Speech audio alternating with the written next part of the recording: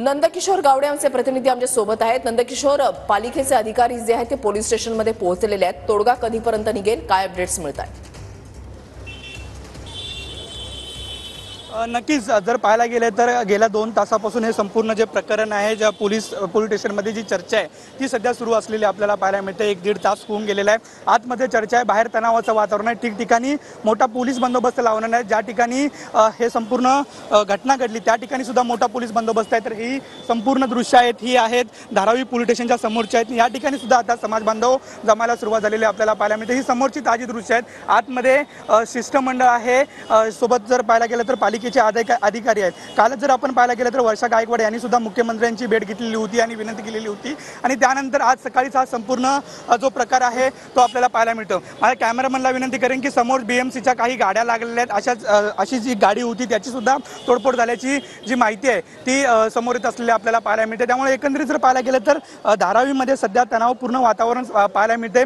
धारावीत संपूर्ण ठिकाणी जर पाहायला गेलं तर ठिकठिकाणी मोठा पोलीस बंदोबस्त तैनात करण्यात आलेला आपल्याला पाहायला मिळते। आपल्यासोबत प्रत्यक्षदर्शी आहे, काय नेमकं झालेलं होतं या ठिकाणी?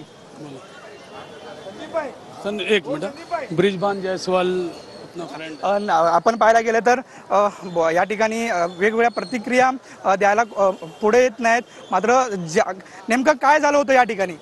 या ठिकाणी एक मशीद आहे, एक प्रार्थना स्थळ आहे, ते अनधिकृत या नावाने महानगरपालिका कारवाई करण्यासाठी आलेली आहे। ही कारवाई महानगरपालिकेच्या हिशोबाने फार दिवसापासून पेंडिंग आहे। आम्ही त्यांना हेच सांगतोय भरपूर दिवसापासून की या ठिकाणी धारावी पुनर्वसन प्रकल्प सुरू आहे। सध्या अदानीच्या माध्यमातून सर्वे होत आहे। या ठिकाणी धारावी बचाव आंदोलनाच्या माध्यमातून आम्ही त्याची लढत पण आहोत। परंतु या ठिकाणी अधिकृत अनधिकृत पात्र अपात्र या नावाने कोणत्याही प्रकारची कारवाई जी आहे ती झाली नाही पाहिजे। कारण सध्या हे जे आहे प्रकरण जे आहे ते प्रलंबित आहे आणि तरीसुद्धा या ठिकाणी महानगरपालिका आलेली आहे एक प्रार्थना स्थळ तोडण्यासाठी। एक धारावीकर म्हणून आम्ही नेहमी हिंदू मुस्लिम सर्व ठिकाणी सोबत राहत आहोत।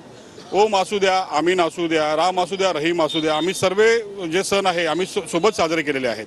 आणि आज या ठिकाणी महानगरपालिका ज्या प्रकारे कारवाई करते, कुठं ना कुठं आम्हाला असं वाटतं की ती कारवाई जी आहे ती राजकारणाशी प्रेरित आहे। यांना शांतता आणि सुव्यवस्था जी आहे ती बिघडवायची आहे। आता हे महानगरपालिकेच्या आणि पोलिसांच्या हातामध्ये आहे। आम्ही त्यांना सांगितलेलं आहे की धारावीमध्ये सध्या पुनर्वसन प्रकल्प चालू असल्यामुळे आज या उद्या धारावीचे सगळं कन्स्ट्रक्शन जे आहे ते तुटणारच आहे। त्यामुळे अनधिकृतच्या नावावर तुम्ही एखाद्या पर्टिक्युलर प्रार्थना स्थळावर कारवाई करत असाल तर एक धारावीकर म्हणून आम्ही कधीही शांत बसणार नाही। या ठिकाणी सर्व लोक जे आहेत त्यांचा निषेध करण्यासाठी जमलेले आहेत। आता यांना इकडे शांतता सुव्यवस्था पाहिजे की यांना कायदा सुव्यवस्था बिघडवायची आहे, याचं पूर्ण जे आहे श्रेय आणि जे याची पूर्ण जबाबदारी जी आहे ती महानगरपालिकेची आहे। एक धारावीकर म्हणून आम्ही ही कारवाई होऊ देणार नाही। नक्कीच तुम्ही कारवाई होऊ देत नाही, बीएमसीला तुम्ही हे देत आहे। परंतु जर पाहायला गेलं तर या अगोदर कुठली नोटीस देण्यात आलेली होती का की अचानक बीएमसीने? नाही, या ठिकाणी त्यांनी नोटीस दिलेल्या आहेत।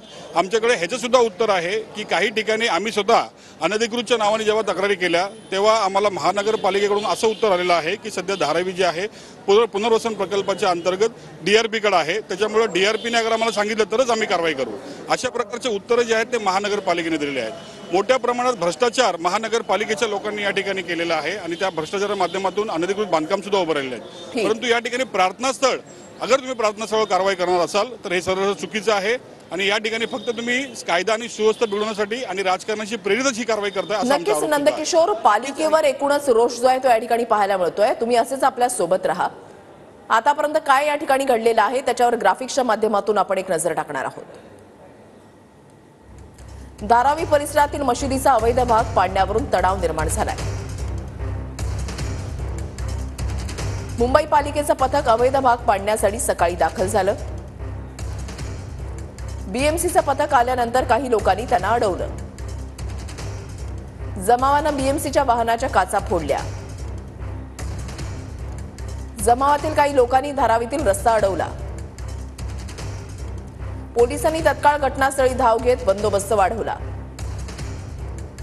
पोलिसांची स्थानिकांशी चर्चा सुरू, मार्ग काढण्याचा प्रयत्न सुरू आहे।